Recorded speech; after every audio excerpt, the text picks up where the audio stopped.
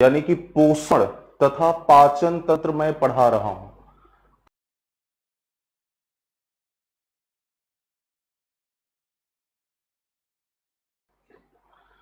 दोस्तों नमस्कार, good morning आप सभी को। तो दोस्तों अभी तक मैं आपको पढ़ा रहा था न्यूट्रिशन एंड डाइजेस्टिव सिस्टम, यानी कि पोषण तथा पाचन तंत्र। और इस न्यूट्रिशन एंड डाइजेस्टिव सिस्टम में कल मैंने आप लोगों को नोट्स लिखवाना शुरू कर दिया था। और नोट्स लिखवाया किसका था? वो था न्यूट्रिशन का, यानी कि पोषण का। कल मैंने आपको बताया था कि पोषण जनरली दो प्रकार का होता है। एक होता है जिसे बोला जाता है ऑटोट्रॉफिक मोड ऑफ न्यूट्रिशन, और दूसरा होता है जिसे बोला जाता है हेटेरोट्रॉफिक मोड ऑफ न्यूट्रिशन, यानी कि स्वपोषण और परपोषण। मैंने आपको बताया था कि ये जो स्वपोषण होता है ये पौधों में पाया जाता है और शैवालों में भी पाया जाता है। स्वपोषण का मतलब होता है कि वे जीव जो अपना भोजन स्वयं बना सकते हैं। पौधे और शैवाल में क्लोरोफिल पाया जाता है, इसलिए पौधे और शैवाल अपना भोजन स्वयं बना लेते हैं। जबकि जंतु एक ऐसा सजीव होता है जो अपना भोजन प्राप्त करने के लिए पौधों पर निर्भर होता है। इसलिए जंतुओं को आवाज आज आप लोगों को कैसी आ रही है ये जरूर बता दीजिए। आवाज का लेकर के आप लोगों के मन में बड़ा ही भ्रम था कि आवाज से नहीं आ रही है, मतलब धीरे आ रही है। तो आज मैं दो काम किया हूं, एक तो वॉल्यूम बढ़वा दिया हूं और दूसरा मैं भी कोशिश कर रहा हूं कि मैं भी तेज बोलूं। तो दोस्तों जंतु जो होती हैं वो भोजन प्राप्त करने के लिए पौधों पर निर्भर होती हैं, और इसलिए जंतुओं को परपोषी जीव कहते हैं। और यह प्रक्रिया परपोषण कहलाती है। और परपोषण कई प्रकार का होता है। शाकाहारी जो पौधों से प्रत्यक्ष रूप में, मांसाहारी जो पौधों से अप्रत्यक्ष रूप में, सर्वाहारी जो पौधों से प्रत्यक्ष और अप्रत्यक्ष दोनों रूपों में ग्लूकोज प्राप्त करते हैं। फिर कुछ और वैरायटीज जैसे अपर्दाहारी जिसे डेट्रिटिवोरस कहा जाता है, रुधिराहारी जिसे संघवीवोरस कहा जाता है। ये सारी जानकारी कल के क्लास में आपने देख लिया था। अब यहां पर नोट में आपको दो महत्वपूर्ण पॉइंट मैं लिखवाऊंगा, उसे आपको समझना है। तो नोट में पहला पॉइंट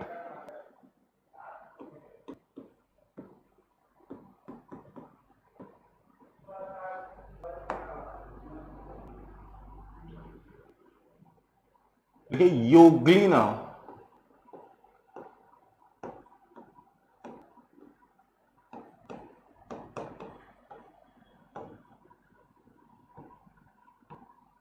यूग्लिना एक ऐसा जंतु है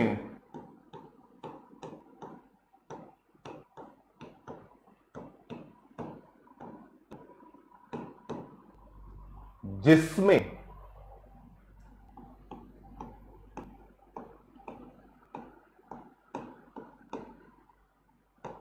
क्लोरोफिल पाया जाता है। पौधों में ही तो क्लोरोफिल पाया जाता है, लेकिन यूग्लिना एक ऐसा जीव है जिसमें क्लोरोफिल पाया, जंतु है जिसमें क्लोरोफिल पाया जाता है। यानी कि यूग्लिना एकमात्र ऐसा जंतु है जिसमें क्लोरोफिल पाया जाता है। तो अगर यूग्लिना में क्लोरोफिल पाया जाता है तो यूग्लिना को क्या होना चाहिए? स्वपोषी होना चाहिए कि परपोषी होना चाहिए? तो यूग्लिना को स्वपोषी होना चाहिए, यानी इसे अपना भोजन स्वयं बना लेना चाहिए। लेकिन यूग्लिना जो होता है ये अपना भोजन स्वयं नहीं बनाता, ये जंतुओं के भांति दूसरे जंतुओं से भोजन को प्राप्त कर लेता है। तो यूग्लिना में क्लोरोफिल है, और अगर क्लोरोफिल है तो इसे हम लोग पौधा कह सकते हैं। क्योंकि क्लोरोफिल अभी तक मैंने आपको बताया कि केवल पौधों में ही पाया जा सकता है। यूग्लिना में क्लोरोफिल है, इसलिए यूग्लिना क्या है? पौधा होना चाहिए, है नहीं? होना चाहिए। लेकिन ये पौधों के भांति अपना भोजन स्वयं नहीं बनाता, जबकि जंतुओं के भांति भोजन को ग्रहण करता है। इसलिए यूग्लिना को जंतु और पौधे के बीच की संयोजक कड़ी कहा जाता है। तो यही पॉइंट मैं आपको लिखा रहा हूं। क्लोरोफिल पाया जाता है, परंतु यह अपना भोजन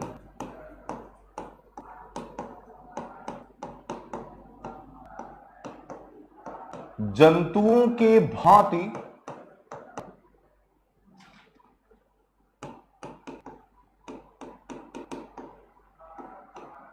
ग्रहण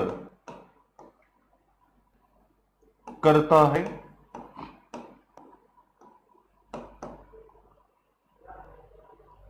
इसलिए इसी जंतु तथा पौधों के बीच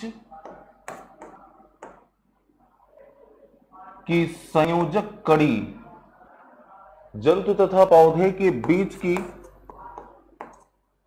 संयोजक कड़ी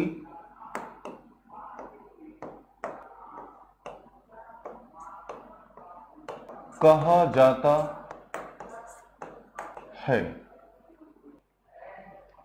इतना, ये पहला पॉइंट। अब आप इसका स्क्रीनशॉट ले सकते हैं। यहां पर संयोजक कड़ी का मतलब यह है कि यूग्लिना को हम जंतु भी कह सकते हैं और पौधा भी कह सकते हैं। जंतु इसे कह सकते हैं क्योंकि ये जंतुओं के भांति भोजन को ग्रहण करता है, और पौधा इसलिए कह सकते हैं क्योंकि ये इसमें क्लोरोफिल पाया जाता है। तो जंतु कहें कि पौधा कहें, अगर जंतु कहें तो पौधों के साथ अन्याय होगा, और पौधा कहें तो जंतुओं के साथ अन्याय होगा। इसलिए कहा गया कि चलो इसे जंतु और पौधे के बीच की कनेक्टिंग लिंक मान लेते हैं।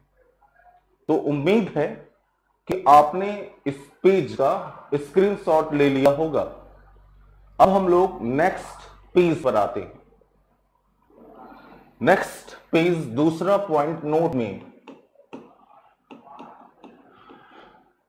लिखिए, खरगोश का आहार नाल।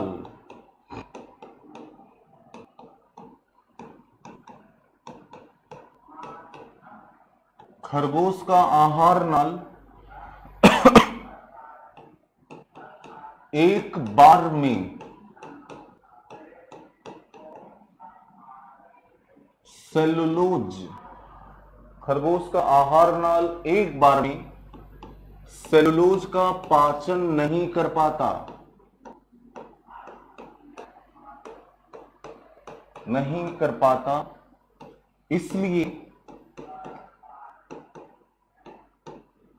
यह सेलुलोज के पूर्ण पाचन के लिए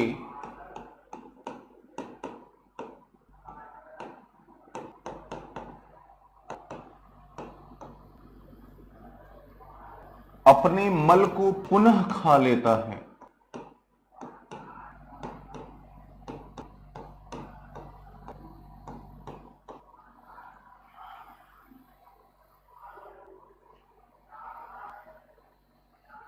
अपने मल को पुनः खा लेता है।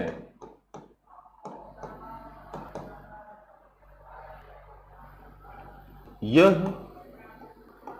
घटना कापरोफैगी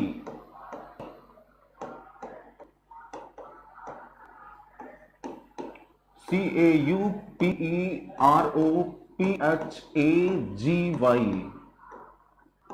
यह घटना कापरोफैगी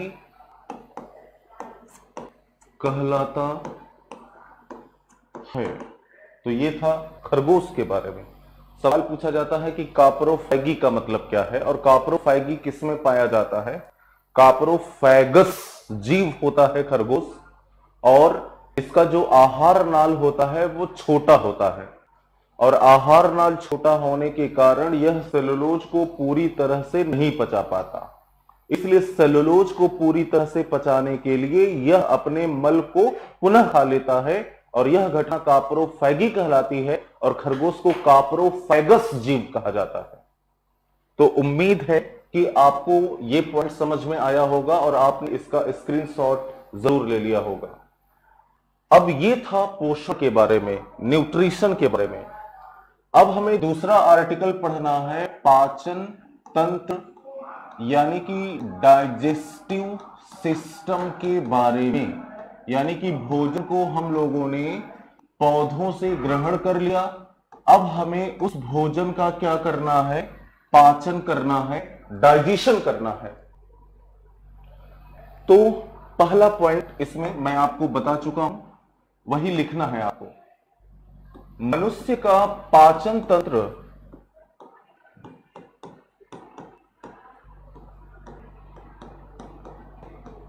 दो भागों में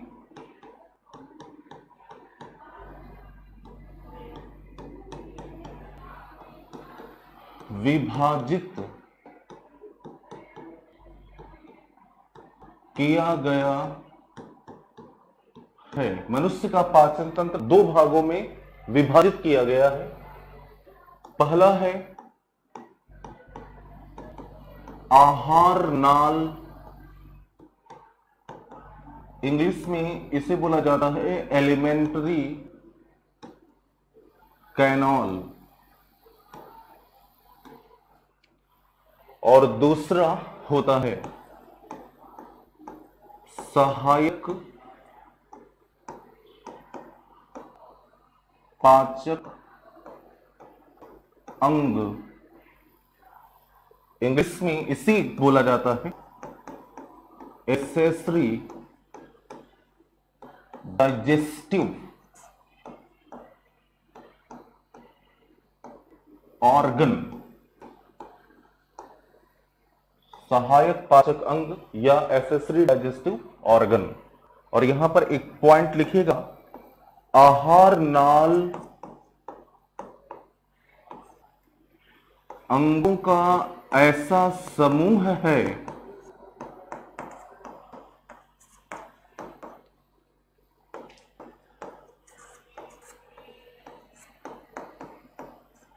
जो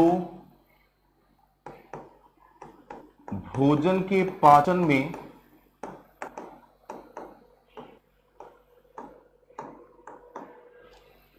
प्रत्यक्ष रूप से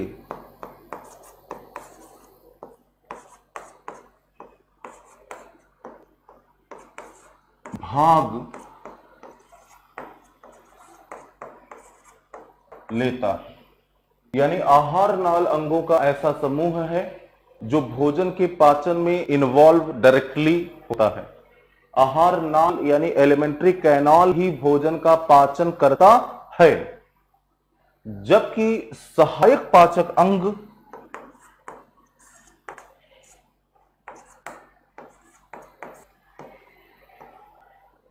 सहायक पाचक अंग भोजन के पाचन में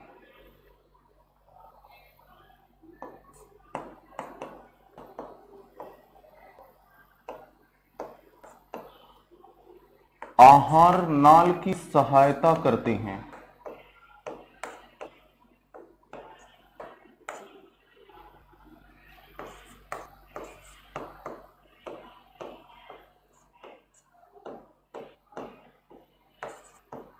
तो आपने देखा क्या कि ये जो आहार नाल होता है यही भोजन के पाचन में इन्वॉल्व होता है।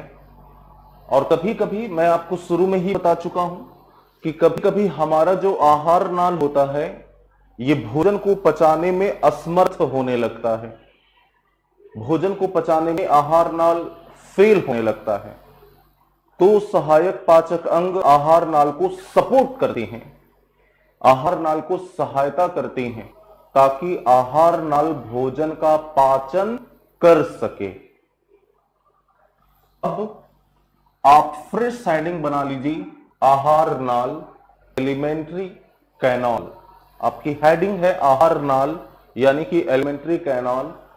अगर आप इसका स्क्रीनशॉट लेना चाहते हैं तो ये स्क्रीनशॉट आप ले सकते हैं। तो उम्मीद है कि आपने स्क्रीनशॉट ले लिया होगा। नेक्स्ट पेज, हेडिंग बनाइए आहार नाल, और हेडिंग बनाने के बाद उसमें पहला पॉइंट लिखिए आहार नाल। मैं इसको लिखूंगा नहीं, बोल रहा हूं, आप लिख लीजिए। आहार नाल की लंबाई, मनुष्य के आहार नाल की बात हो रही है यहां पर। आहार नाल की लंबाई लगभग 33 फीट। 33 फीट का मतलब 33 फीट, 33 फीट होती है। लिख लिया होगा आपने ये पहला पॉइंट। दूसरा पॉइंट लिखिए, मनुष्य के आहार नाल का निर्माण। दूसरा पॉइंट, मनुष्य के आहार नाल का निर्माण निम्नलिखित अंगों के द्वारा होता है।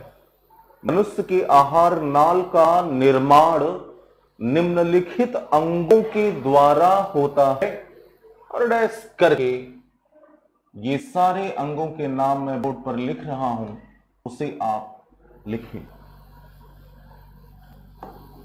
पहला अंग है मुख, इंग्लिश में माउथ।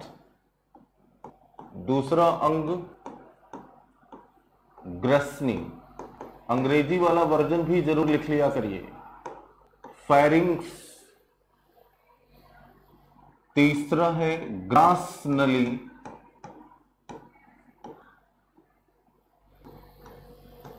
यानी इसोफेगस। चौथा है आमाशय, यानी कि स्टमक।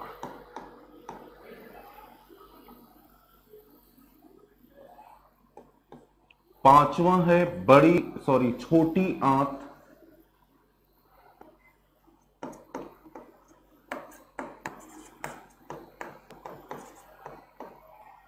Small intestine. और इस छोटी आंत के 3 भाग होते हैं। पहला है ग्रहणी, इंग्लिश में डिओडिनम।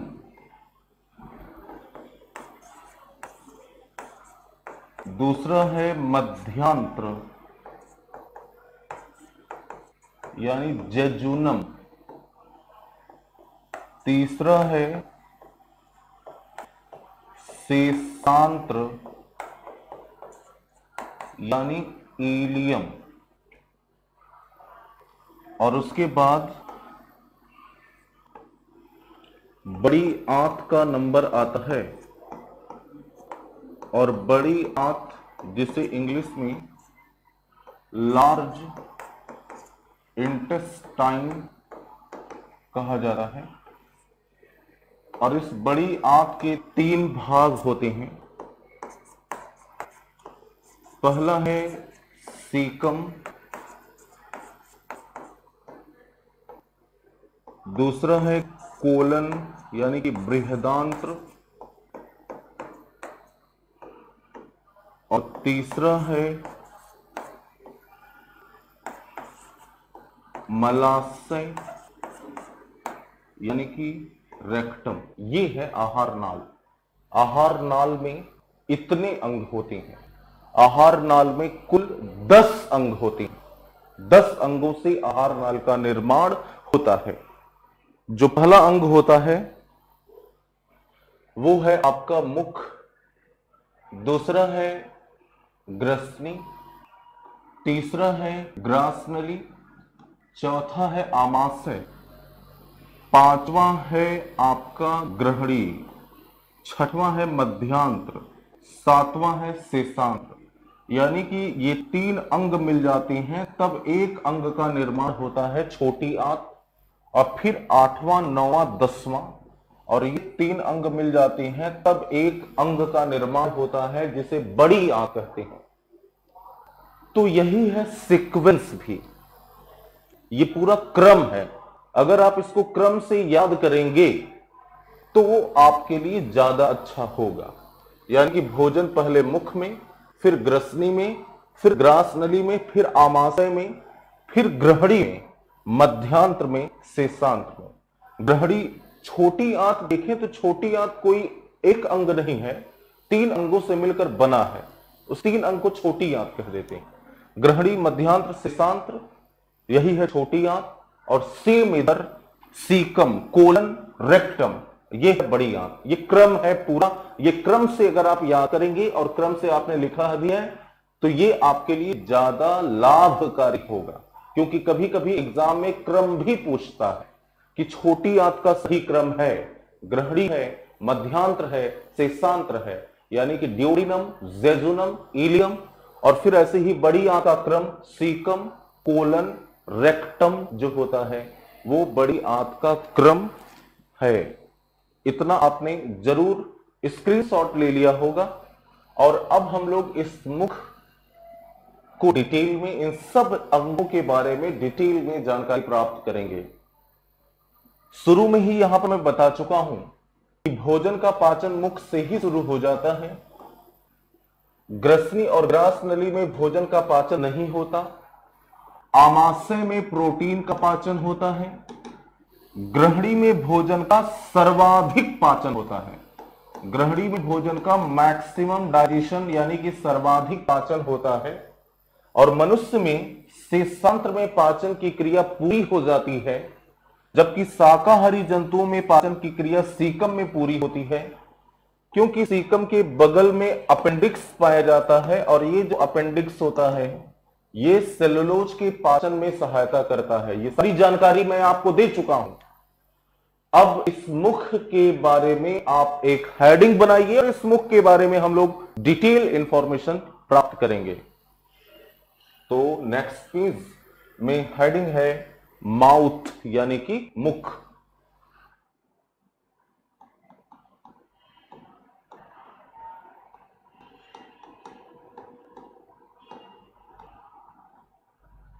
पहला पॉइंट, मुख का निर्माण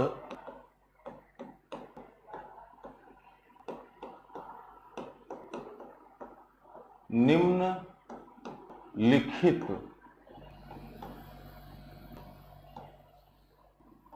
अंगों के द्वारा होता है।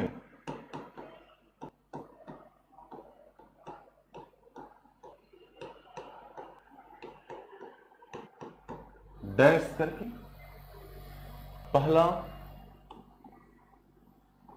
तालु,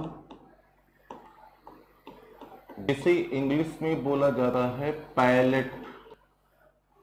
दूसरा जिह्वा, इंग्लिश में इसे टंग। तीसरा लार ग्रंथियां, इंग्लिश में सैलिवरी ग्लैंड। और चौथा दांत यानी कि टीथ। इतने अंगों के द्वारा निर्माण होता है किसका? मुख का। जैसे कोई रूम होता है ना, कमरा, तो ये है कमरा, ये है कमरे का छत, ये अगल बगल की दीवारें हैं और ये है फर्श। ठीक वैसा ही हमारा मुख होता है। जो हमारे मुख का छत होता है यानी ऊपरी भाग जो होता है मुख का, उसे बोला जाता है तालु। और अगल बगल वाला जो भाग होता है उसे बोलते हैं कपोल। कपोल का मतलब जिसे आप लोग गाल कहते हैं। और फर्श जो होता है वो होता है जिह्वा, यानी कि जीभ। ये भी जानते रहे, जिह्वा को जीभ कहा जाता है। ये बस सोचेगा कि जीभ मैंने पढ़ाया ही नहीं, ऐसा भी होता है। कभी कभी कुछ लोग कुछ नाम जानते रहते हैं और दूसरा नाम नहीं जानते रहते। जैसे क्लास में ही एक बार मैं पढ़ा रहा था और किडनी मैंने पढ़ा दिया।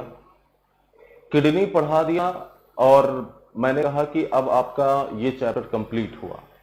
उस सर्जन तंत्र पढ़ा रहा था और जैसे ही बाहर निकला वैसे ही एक स्टूडेंट आया, कहा सर आप गुर्दा के बारे में नहीं बताए। गुर्दा तो वहां पर बताना पड़ता है कि किडनी ही गुर्दा है और इसी को वृक्क वृक्क भी कहा जाता है। ऐसे कई चीजें होती हैं, स्टूडेंट कभी कभी चीजों को नहीं समझ पाते। एक क्लास में पढ़ा रहा था, वहां पर मैंने खूब जोर जोर से बताया कि पौधों में क्लोरोफिल पाया जाता है, इसी कारण पत्तियों का रंग जो होता है वो हरा होता है। सारी चीजें बता करके बाहर निकला मैं। एक छात्र आया और उसने कहा कि सर अभी आपने बताया कि पत्तियों का रंग हरा होता है क्योंकि उसमें क्लोरोफिल पाया जाता है। तो मैंने कहा हाँ ये सही तो है। तो कह रहा कि ये बताइए फिर क्लोरोफिल का रंग हरा क्यों होता है। मतलब उसको मैंने बताया कि पत्तियों का रंग हरा क्योंकि उसमें क्लोरोफिल पाया जाता है, तो वो आकर के पूछ रहा था कि ये बताइए क्लोरोफिल का रंग हरा क्यों होता है। तो मैं थोड़ा सा मजाक के मोड में आ गया। मैंने सोचा कि जब पूछ रहा है तो कुछ न कुछ बता ही दे। तो मैंने मजाक में उसको बोल दिया क्योंकि क्लोरोफिल में हुलुलुलु पाया जाता है। मैंने उसको मजाक में बोल दिया क्योंकि क्लोरोफिल में हुलुलुलु पाया जाता है। उसको बकायदे उसने लिखा अपने कॉपी में, क्योंकि क्लोरोफिल में हुलुलुलु पाया जाता है। मैंने सोचा कल इसको मैं बताऊंगा कि मैं मजाक कर रहा था। हद तो तब हो गई कि जब मैं थोड़ी दूर आगे बढ़ा तो वो दौड़कर फिर मेरे पास आया। तो सर पूछा उसने कि तो सर ये बताइए कि हुलुलुलु का रंग हरा क्यों होता है। मतलब फिर मुझे लगा कि अब इसका पैर ही पकड़ लेना मेरे लिए मतलब उचित है। सरेंडर कर दिया मैं और मैंने उसको कहा कि भाई अब मुझे नहीं पता है वो सारी जानकारी। तो स्टूडेंट कई वैरायटीज के होते हैं। आप ही लोगों में से कुछ लोग बैठे होंगे जो कुछ सोच रहे होंगे, पढ़ा नहीं रहा, बकैती कर रहा है, समझाना चाहिए इसको। तो आते हैं ऐसे लोगों को ध्यान में रख करके शुरू करते हैं पढ़ाई। तो ये है जैसे मुख होता है, मुख की चार दीवारें, मुख का जो छत होता है, मुख का जो सबसे ऊपरी भाग होता है उसे बोला जाता है तालु यानी कि पैलेट। और मुख का जो निचला भाग होता है उसे बोलते हैं जिह्वा। मुख में लार ग्रंथियां पाई जाती हैं और मुख में दांत पाया जाता है। यहां पर गाल मैंने नहीं लिखा है, तो आप ये मत सोचिए कि गाल मैंने छोड़ दिया, इंपॉर्टेंट नहीं है, पूछा नहीं जाता क्या मतलब है लिखाने का। अब जरूरी क्या है इस तालु के बारे में। तालु आपने इसका स्क्रीनशॉट ले लिया होगा क्योंकि मैं इस पे अभी कुछ चीजें और लिख दूंगा, तो उसको आपको नहीं लिखना है, उसी को अभी मैं सेंटेंस में लिखाऊंगा। अब मैं जो चीजें आपको लिख रहा हूं यहां तक लिखा आपने लिख लिया होगा, इसके बाद की चीजें जो मैं लिखाऊंगा उसको आप अभी मत लिखिए। दोस्तों मैंने आपको बताया कि ये जो तालु होता है ये मुख का ऊपरी हिस्सा होता है। मुख का जो ऊपरी भाग होता है उसे बोला जाता है तालु, पैलेट कहा जाता है। यानी कि जब आप अपने जीभ को ऊपर ले जाकर के टच करिए, अपने जीभ को ऊपर ले जाकर के टच करिए, तो जहां पर आपकी जीभ टच होती है उसी को तालु कहा जाता है। आप लोगों ने उम्मीद है कि ले जाकर के टच करना शुरू कर दिया होगा। तो जहां पर आपकी जीभ टच करती है उसे बोला जाता है तालु। अब आपने जीभ को ले गए और ऊपर टच करवाया, जो टच हो रहा है वही है तालु। लेकिन जहां तक आप टच कर सकती हैं वो होता है कठोर भाग, इसलिए उसको बोलते हैं कठोर तालु। और उसके अंदर का भाग जहां से आपका जीभ टच नहीं कर पा रहा है उसे बोला जाता है कोमल तालु, क्योंकि वो कोमल होता है। तो ये जो तालु होता है ये दो प्रकार का होता है। एक होता है जिसे बोला जाता है कठोर तालु यानी कि हार्ड पैलेट, और दूसरा होता है जिसे बोला जाता है कोमल तालु यानी कि सॉफ्ट पैलेट। जहां तक आपकी जीभ टच कर पाती है उसे कठोर तालु कहते हैं, और जहां से आपकी जीभ टच नहीं कर पाती उसे कोमल तालु कहा जाता है। समझ में आ रहा है? मैं उम्मीद करता हूं कि आप समझ रहे होंगे। अब कमेंट में ये मत कर दीजिएगा कि खुद ही मतलब बोलती हो कि समझ में आ रहा है, खुद ही कैसे समझ जाते हो समझ में आ रहा है। जैसे कल एक लोगों ने कमेंट किया खुद ही सुन रहे हो, खुद ही पढ़ा रहे हो, तो इसका मतलब क्या है पढ़ाने का? उम्मीद मैं ये आज कर रहा हूं कि आपको मेरी आवाज सुनाई दे रही होगी, और जब मैं अभी कमेंट पढ़ूंगा कि सर आवाज धीरे है तो मेरा दिल जो है वो टूट जाएगा एक बार फिर से। तो ये है कठोर तालु और ये है कोमल तालु। कठोर तालु जो होता है वहां तक हमारी जीभ टच कर पाती है, और कोमल तालु वो भाग होता है जहां से हमारा जीभ जो होता है टच नहीं कर पाता। अब कुछ लोग ऐसे भी होंगे, हो सकता है बहुत अंदर तक टच करवा दिए होंगे, तो कह रहे मेरा तो टच कर रहा है। तो ऐसा कुछ नहीं है, जनरल वे में बात चल रही है।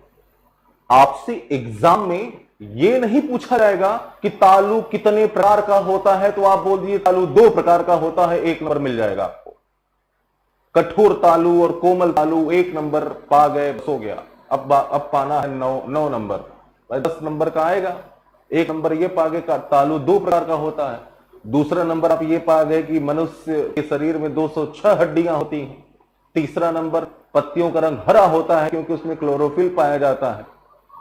चौथा पित्त रस का निर्माण लीवर में होता है, 4 नंबर। मनुष्य में 32 दांत होते हैं, 5 नंबर। इस टाइप से सवाल तो आजकल आते नहीं है।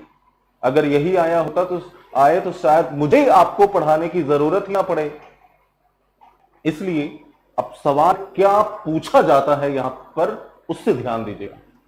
मैं आपको बताया था कि जब हम अपने मुख को खोल करके आ करते हैं, भाई मैंने आपको शुरू में ही बताया था कि हमारा ये जो नाक होता है, इस नाक का छिद्र अंदर से आकर के यहां पर ग्रसनी में ही आकर ओपन होता है, और मुख का छिद्र भी ग्रसनी में ही जाकर के खुला है।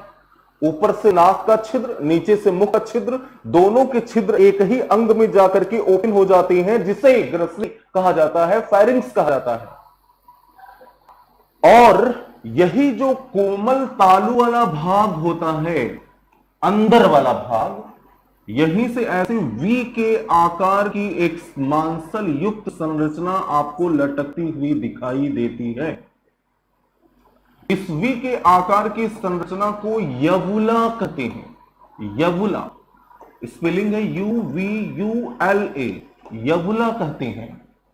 जो भोजन को निगलते समय, भोजन को इंगल्फ करते समय नाक के छिद्र को बंद कर देता है, और यही कारण है कि भोजन नाक से बाहर नहीं आ पाता। याद करिए, मैं आपको शुरू में ही ये सारी चीजें समझा चुका हूं। तो यही कारण है कि भोजन नाक के छिद्र से बाहर नहीं आता। नाक के छिद्र का मतलब बाहर वाले नाक के छिद्र को नहीं ढक करता है। यह नाक का छिद्र जो अंदर से आकर के यहां पर खुला है, वहां पर नाक के छिद्र को बंद करता है। बाहर आकर के यहां पर इसको नहीं ढकेगा, याद रखेगा। अब इसी को हमें लिखना है, तो नेक्स्ट पेज में आप लिखिए पहला पॉइंट, तालु मुख के ऊपरी हिस्से का निर्माण करता है।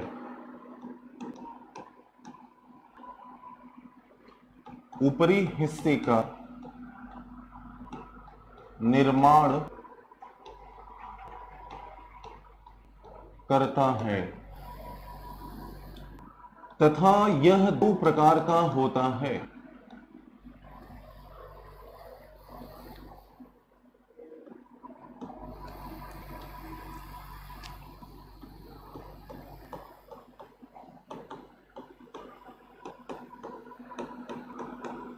दो प्रकार का होता है। डैश पहला है कठोर तालु यानी कि हार्ड पैलेट, और दूसरा है कोमल तालु यानी कि सॉफ्ट पैलेट। नेक्स्ट पॉइंट, कोमल तालु के आंतरिक भाग से, कोमल तालु के आंतरिक भाग से V, सिंगल इन्वर्टेड कॉमा में V के आकार की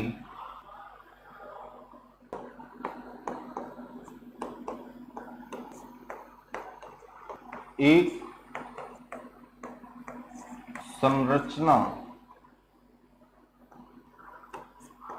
लटकती रहती है,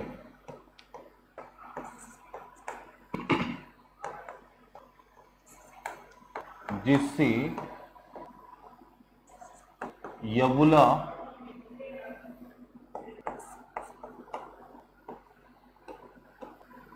कहते हैं, तथा यह यानी यह मतलब यबुला भोजन को नाक के छिद्र में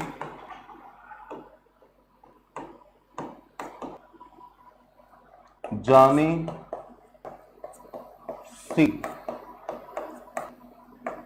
रोक देती है।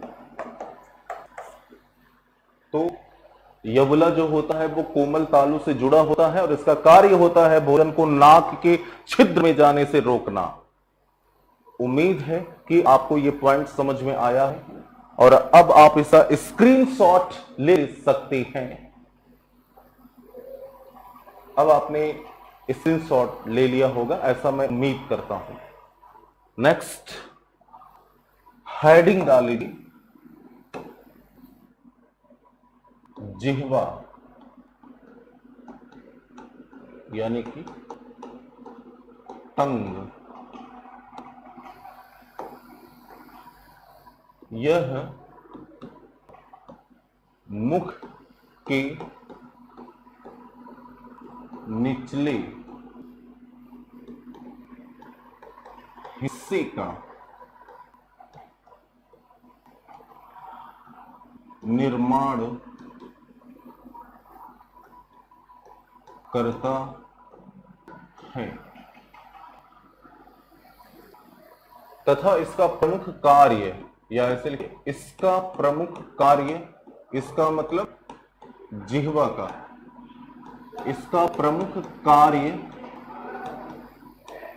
भोजन को लार में, लार यानी कि सलाइवा, लार में मिलाना, बोलने में सहायता करना,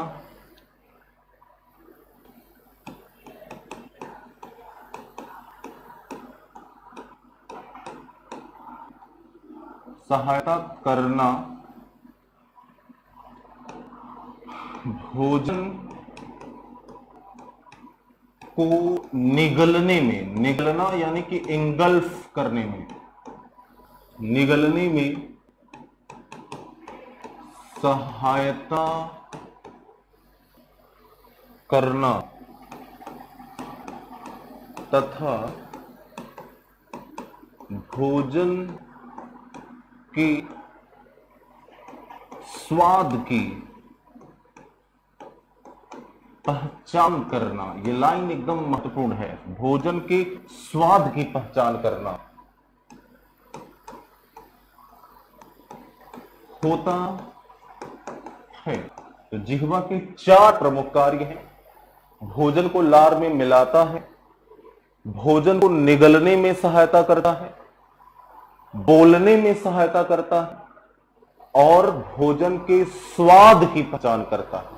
और ये वाला लाइन भोजन के स्वाद की पहचान करता है, ये बहुत पूछा जाता है एग्जाम में, बहुत ज्यादा पूछा जाता है। क्या पूछा जाता है वो भी मैं आपको बता दे रहा हूं। पहले ये समझिए कि जिह्वा भोजन के स्वाद की पहचान क्यों करता है। तो नेक्स्ट पॉइंट, जिह्वा में 3 प्रकार की स्वाद कलिकाएं, स्वाद कलिकाएं, जिसे इंग्लिश में बोला जाता है टेस्ट पैपिली। 3 प्रकार की स्वाद कलिकाएं पाई जाती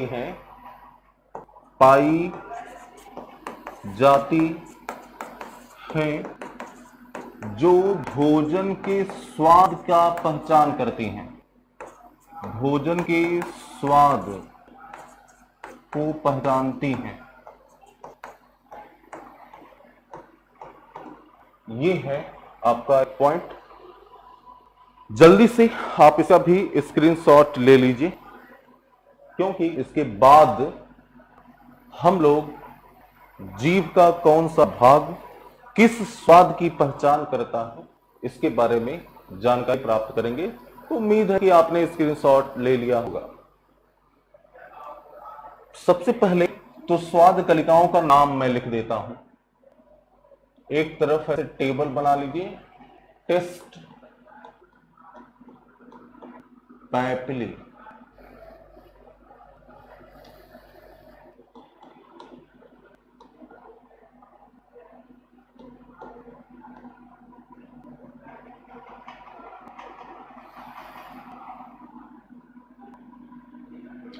दूसरी तरफ लोकेशन, यानी ये कहां पर है। और तीसरी तरफ स्वाद, यानी किस स्वाद को पहचानेगा। पहला है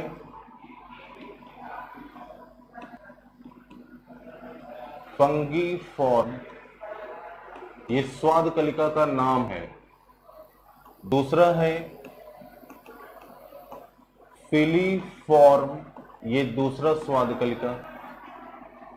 तीसरा है सरकम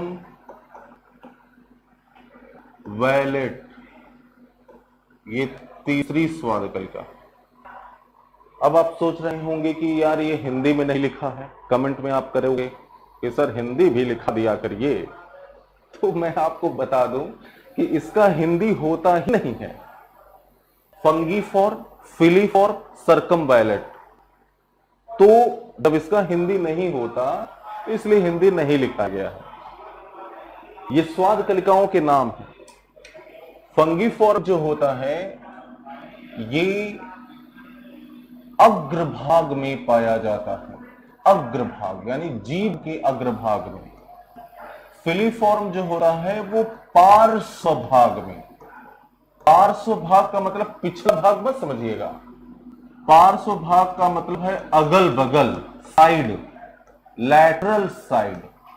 और ये पश्च भाग यानी कि पिछले भाग में पाया जाता है।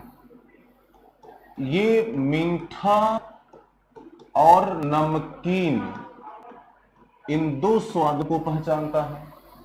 और ये जो होता है ये खट्टे स्वाद को पहचानता है।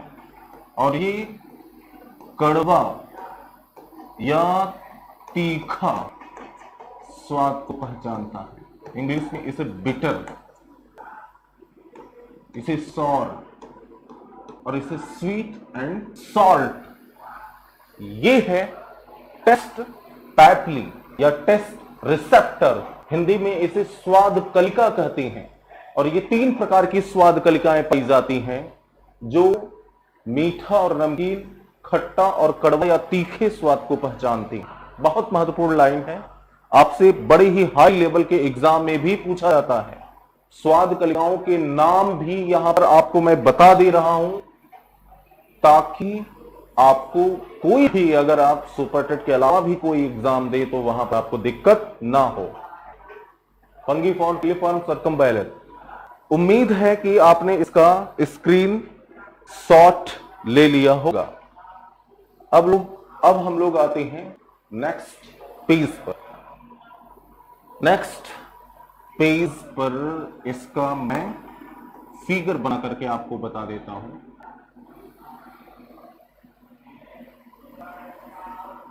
ये है, मान लीजिए हमारी जीभ।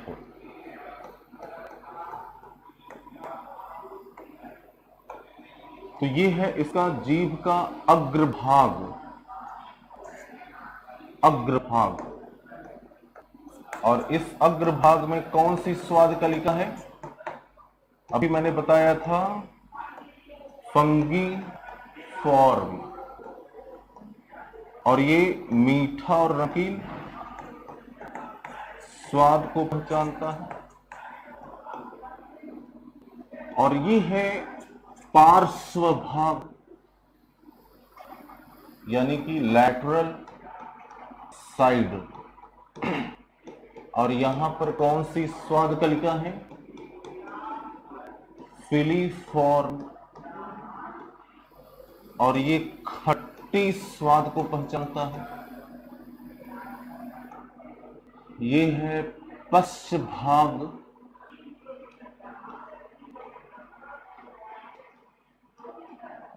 और यहां पर सर्कम वैलेट नामक स्वाद कलिका है, जो कि कड़वे स्वाद को पहचानता है। ये सवाल आपसे बहुत पूछा जाता है कि जीभ का कौन सा भाग किस स्वाद की पहचान करता है। तो जीभ का अगला भाग मीठा और नमकीन, अगल बगल वाला भाग जो है वो खट्टा, पिछला भाग जो होता है वो कड़वे या तीखे स्वाद को पहचानता है। ये आपसे प्रश्न बहुत पूछा जाता है। उम्मीद है कि आपने इसको समझा होगा। कुछ लोगों के मन में सवाल आया होगा कि जो मीठा और नमकीन स्वाद है वो अगला वाला भाग पहचानता है, तो अगर यहां बीच में रखेंगे तो क्या मीठा और नमकीन स्वाद को मैं नहीं पहचान पाऊंगा? कुछ लोग अब सोच रहे होंगे ये। अगर आप ऐसा सोच रहे हैं तो बहुत अच्छा सोच रहे हैं। आपके मुख में लार होता है और लार से वो चारों जगह पर जीभ में फैल जाता है, इसलिए आप उस स्वाद को पहचानते हैं। हमारे शरीर में आदतें जो होती हैं वो दो प्रकार की होती हैं। कुछ आदतें ऐसी होती हैं जो हम जन्म लेने के बाद सीखते हैं, जैसे साइकिल चलाना, बाइक चलाना, तैरना, गाना गाना, डांस करना। ये सारी आदतें जो है हम पैदा होने के बाद बाकायदा ट्रेनिंग लेकर के सीखते हैं। और कुछ आदतें ऐसी होती हैं जो हमें जेनेटिकली प्राप्त होता है, यानी जन्म लेने के बाद हम सीखने की जरूरत नहीं है, वो हमें पता है। जैसे कुछ लोग घुटने हिलाते हैं, पलकों को झपकाना, ब्रेस्ट फीडिंग, स्तनपान करना। माता का दूध पीने के लिए बच्चे को दूध पीना सिखाया नहीं जाता, वो सीख करके पैदा होता है। ऐसे ही जब हम नमकीन स्वाद को कहते हैं ना, नमक स्वाद देख करके बताइए नमक ठीक है या नहीं है, तो आप आगे ही रख के नमक को टेस्ट करते हैं। ये आपका एक जेनेटिक कैरेक्टर है। अग्रभाग में नमक के स्वाद को पहचानने की योग्यता हो रही है जीभ के। तो दोस्तों उम्मीद है कि आपको ये पॉइंट समझ में आ गया होगा। कैसी लगी क्लास ये जरूर बता दिया करिए कमेंट में। अगर आप केवल इतना बताते हैं कि सर आवाज नहीं सुनाई दे रहा है, ये बहुत अच्छी बात है, लेकिन आप ये भी बता दिया करिए कि क्लास आपको कैसी लगी। तो जरूर आप बताइए, मैं आपके कमेंट को देख भी लेता हूं।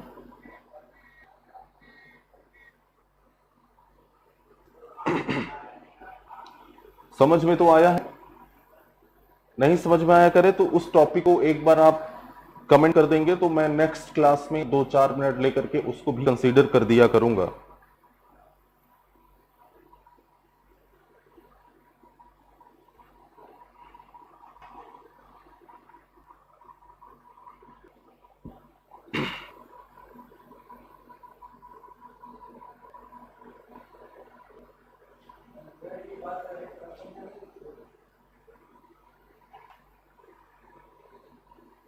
नेक्स्ट क्लास में 2-4 मिनट लेकर के उसको कंसीडर कर दिया करूंगा। अब आप बोल रहे हैं कि आवाज नहीं आ रही है, आज भी आवाज आपको नहीं आ रही है, ये तो बड़ा ही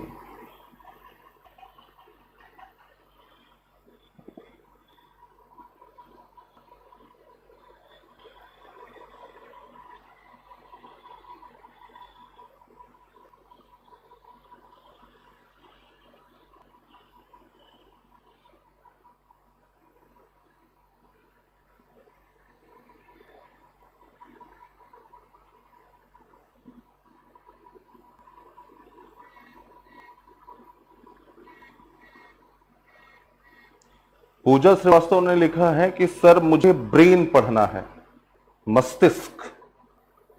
तो पूजा जी, अभी तो हम लोग डाइजेस्टिव सिस्टम पढ़ रहे हैं, डाइजेशन के बाद हम लोग फेफड़े के बारे में, हृदय के बारे में, किडनी के बारे में, अंतःस्रावी ग्रंथों के बारे में, फिर बाद में ब्रेन के बारे में पढ़ा जाएगा। तो आपको इतना वेट करना पड़ेगा, कम से कम 10 दिन का वेट करना पड़ेगा, तब आपको ब्रेन के बारे में मैं पढ़ाऊंगा।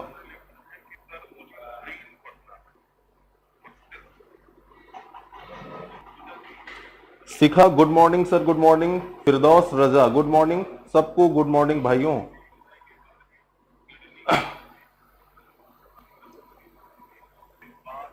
चारू जाटवानी, वॉइस नहीं आ रही है, थैंक यू सो मच। कल कोशिश करता हूं कि आवाज आए। हेमलता साक्या सर, आवाज अच्छी आ रही है, thanks, thank you so much कि आपको आवाज थोड़ा सा अच्छी लगी, आपने सपोर्ट किया।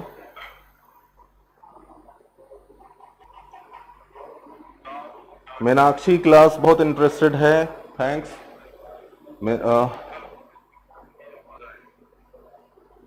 सौरभ नारायण, बहुत अच्छी लगी क्लास सर, थैंक्स सौरभ भाई।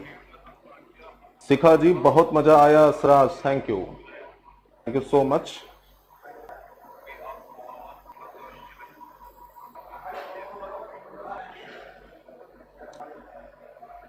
Dayaram Sonkar ji, thank you so much.